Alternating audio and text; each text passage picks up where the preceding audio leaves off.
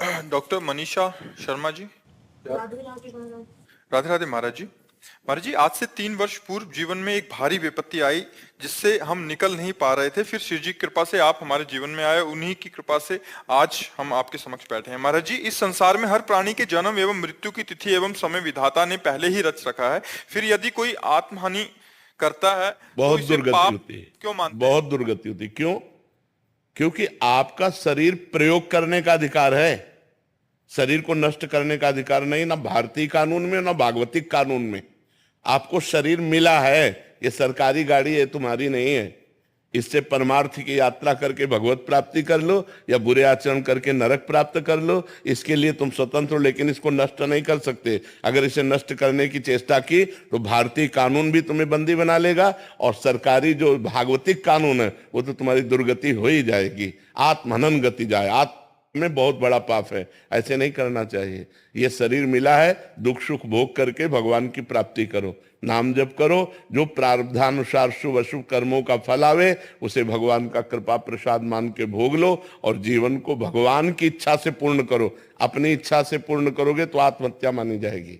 महाराज जी, ये पूछना चाहती हूँ कि यदि कोई आत्मा हानि करता है तो ये भी तो विधाता ने ही रचा है। नहीं नहीं, ये विधाता ने नहीं रचा, ये मन ने रचा है, ये मन ने रचा है। जो पाप कर्म किए जाते हैं वो निगेटिव चिंतन पैदा करते हैं, नकारात्मक सोच पैदा करते हैं, वही डिप्रेशन में ले जाते हैं, वही सुसाइड का प्रेरणा करता है।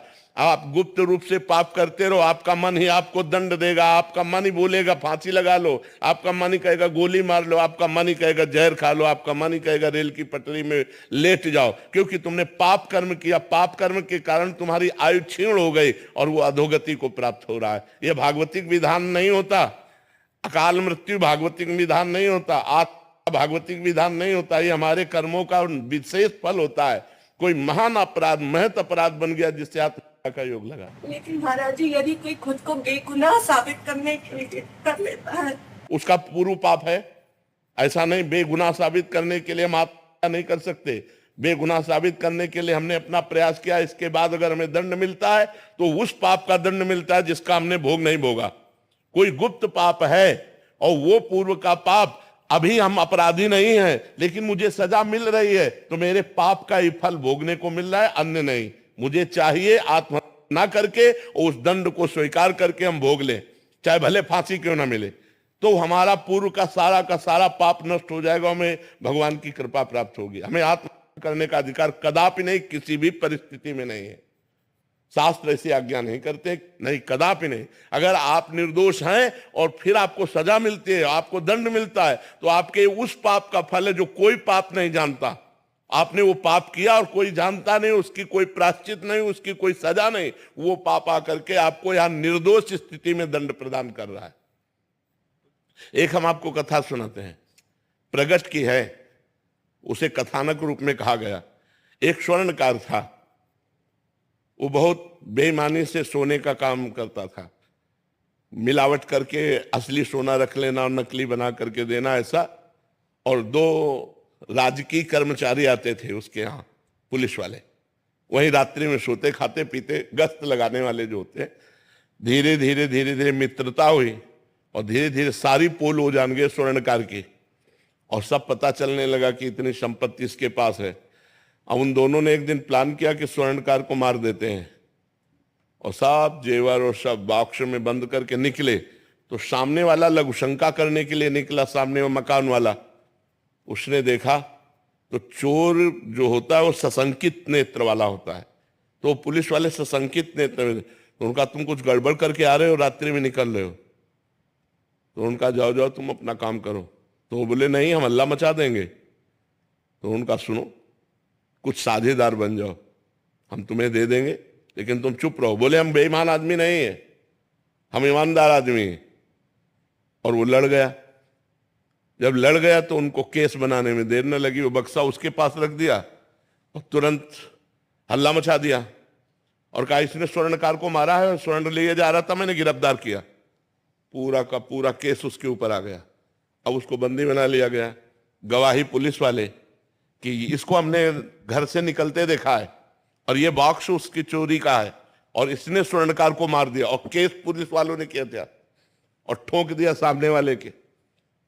अब जब जज के सामने पेश किया गया तो सारी साक्षी उसी के खिलाफ थे, जो सत्य आदमी था। तो उसने रो के कहा जज से कि आप जो सजा देंगे वो तो भोगना ही पड़ेगा, क्योंकि साक्ष्य हमारे खिलाफ है, लेकिन मैं हृदय से कहता हूं मैंने पाप नहीं किया, ना मैंने उसे मारा है, ना मैंने चोरी की है, मैंने ऐसा ऐसा बोला तो मुझे फंसा दिया गया। तो जज के अंदर भगवान बैठे हैं। उन्होंने कहा कि ठीक है, हम इसे और खींचते हैं, तारीखें और दी। और एक दिन एक आदमी जो ऐसे ही फुटपाथ में मर गया था, उसके साथ उस जिसके साथ मुकदमा चल रहा था, सत्य आदमी को, उसको पुलिस वालों को साथ दिया कि आप इसका अंतिम संस्कार कराएं। जब अंतिम संस्कार करने के लिए गए तो एकांत में कहा कि देखा, कह रहा था हमारी बात मान जाते तो कुछ हिस्सेदार बन जाते और आराम से मौज लेते, हमारी बात नहीं मानी ना, फंस गया ना, अब फांसी होगी तेरे को। और उनके जो सत्य आदमी था उसके पास वो वीडियो बनाने वाला कैमरा लगा दिया गया था। जज ने सफाई के लिए जब वो गया, पूरा वीडियो सहित पेश किया, तो सत्य आदमी तो निर्दोष था ही।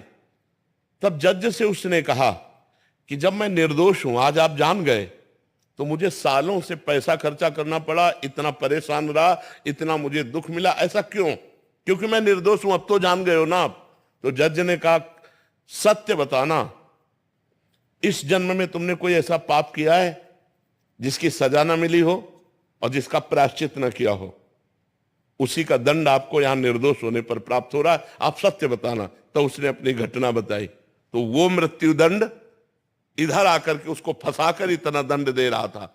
तो ये बात समझ लो कि जो पाप आप लोग भ्रूण हत्या करते हैं, गर्भ हत्या करते हैं, इसका प्रायश्चित करते हैं, और जब इनका परिणाम आता है तो बोले हम निर्दोष थे। जो आप पाप करोगे उसका दंड भोगना पड़ेगा, आज नहीं तो कल, और ऐसी जगह भोगना पड़ेगा जहां आपने पाप नहीं किया। हम मानते हैं 100% आप सत्य हो, लेकिन आपका पूर्व का वो गुप्त पाप आपकी ऐसी तैसी कर देगा। इसलिए डरो, पाप कर्मों से डरो।